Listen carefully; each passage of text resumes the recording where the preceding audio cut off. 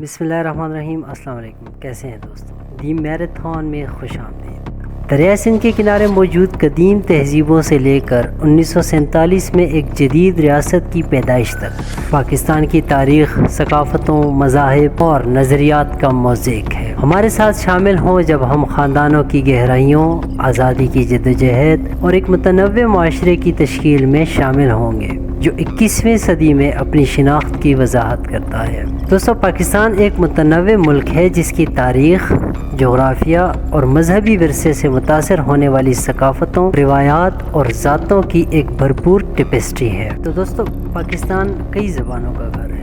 پنجابی، سندھی، پشتو اور بلوچی مختلف خطوں میں بڑے پیمانوں پر بولی جاتی ہے۔ سب سے پہلے ہم بات کرتے ہیں پنجابی۔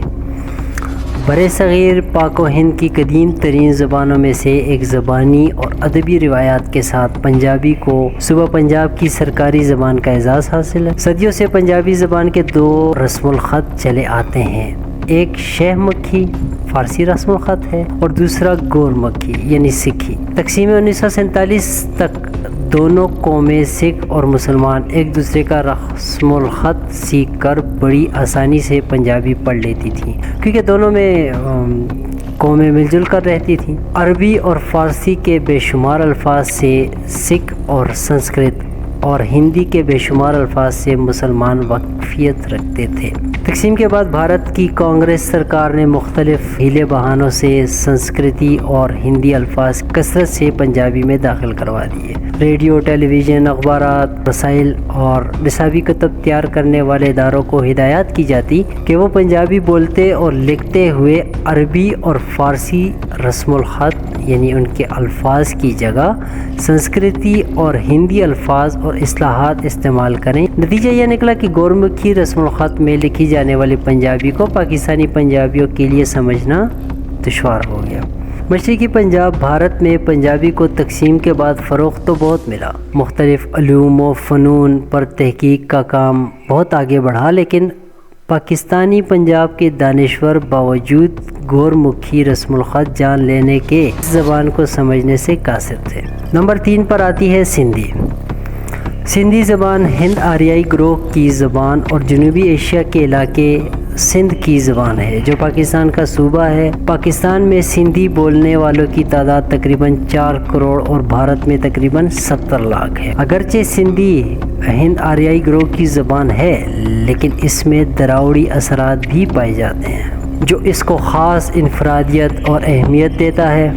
سندھی بولنے والے زیادہ افراد پاکستان کے صوبہ سندھ میں ہیں اور بقیہ دنیا کے باقی حصوں میں، خاص کر بھارت کے کئی حصوں میں آباد ہیں جو 1947 میں تقسیم ہند کے بعد سندھ سے ہجرت کر کے بھارت گئے اور وہاں آباد ہو گئے۔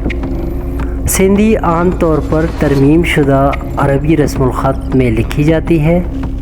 حکومت بھارت نے 1948 میں عربی رسم الخط کی جگہ دیوناگری رسم الخط کو اردو، سندھی جیسی زبانوں کے لیے بھارت میں رائج کی۔ 104 نمبر پر ہمارے پاس آتی ہے پشتو۔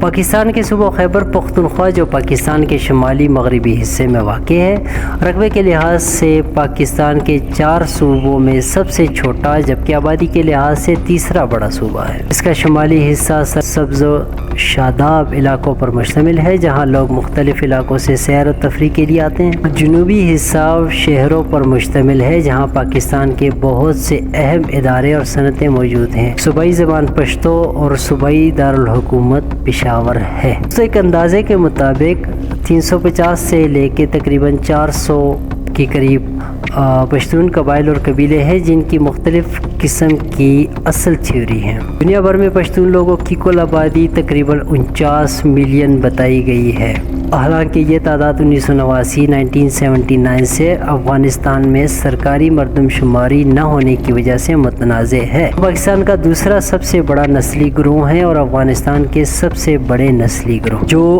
کل پاکستانی آبادی کا تقریباً 24.18% اور کل افغان آبادی کا 47% ہیں۔ ہندوستان میں پشتون تارکین وطن کی اہم اور تاریخی برادریاں روہیل کھنڈ کے شمالی علاقے کے ساتھ ساتھ بڑے ہندوستانی شہروں جیسے دلی اور ممبئی میں بھی موجود ہیں۔ تو کراچی شہر پاکستان کا مالیاتی دارالحکومت دنیا کی سب سے بڑی شہری برادری پشتونوں کا گھر ہے، جو کابل اور پشاور سے بھی بڑی ہے۔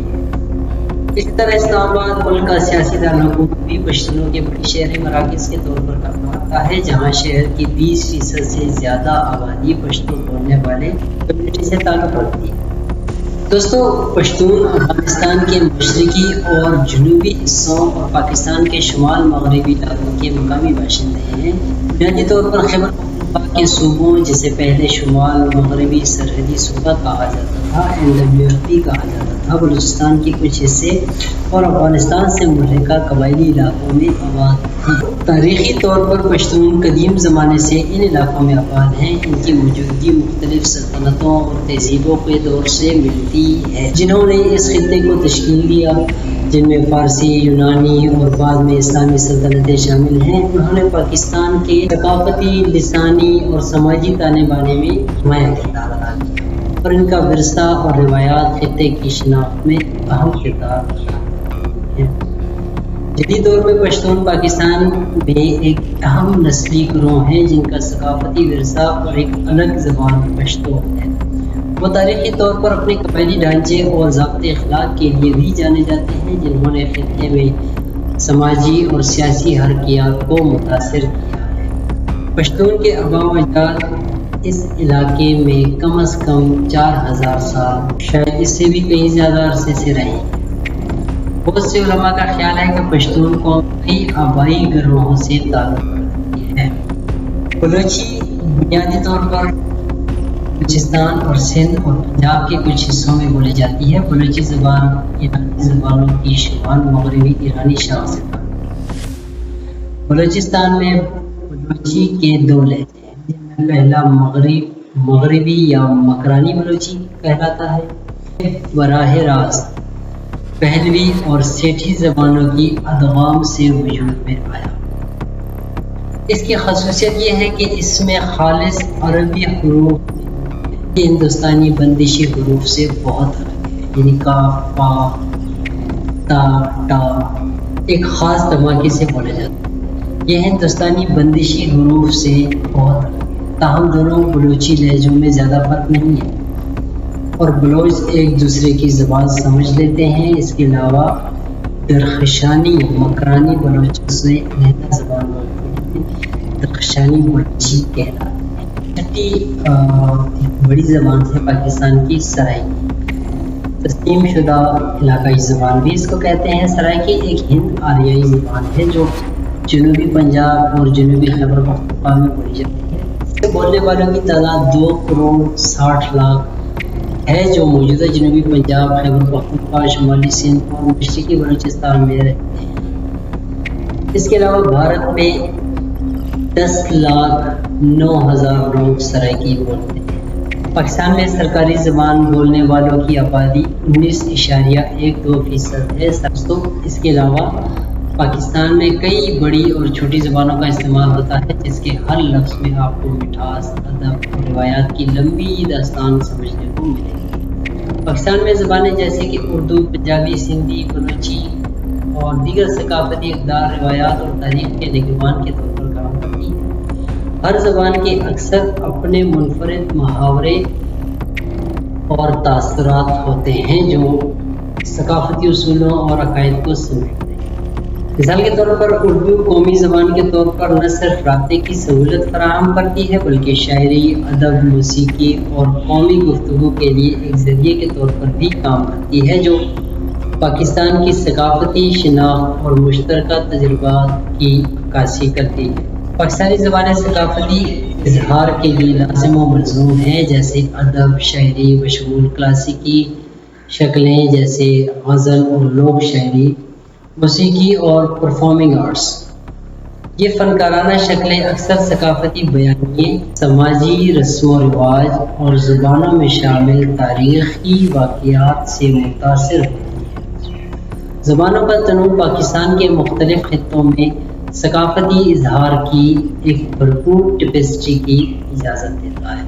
ایک ملک کے ثقافتی منظرنامے میں منفرد نقطۂ نظر اور فنکارانہ انداز کا حصہ ڈالتا ہے۔ دوستو، اردو زبان پاکستان کی قومی زبان ہے جو کہ فارسی عربی رسم الخط کا مجموعہ کہلاتا ہے، جس کا استعمال زیادہ تر حکومتی معاملات اور روزمرہ کے مواصلات میں وسیع پیمانے پر استعمال کیا جاتا ہے۔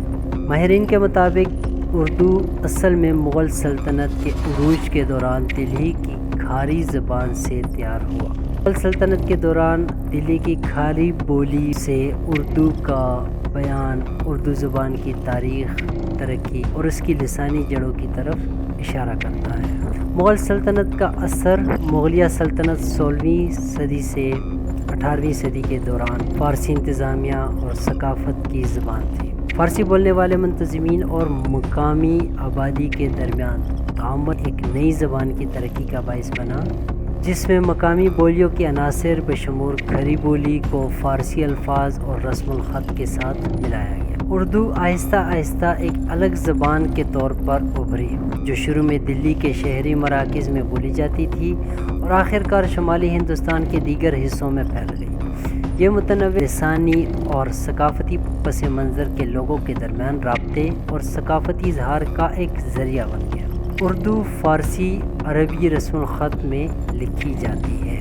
اردو لغت فارسی، عربی، سنسکرت اور مقامی بولیوں کے الفاظ کا مرکب ہے، جو اس کے کثیر ثقافتی ماخذ کی عکاسی کرتی ہے۔ اردو نے ایک بھرپور ادبی روایت تیار کی، جس میں شاعری، خاص طور پر غزل اور نظم اور نثر شامل ہے۔ ادب، فن اور فکری گفتگو کی زبان بن گئی۔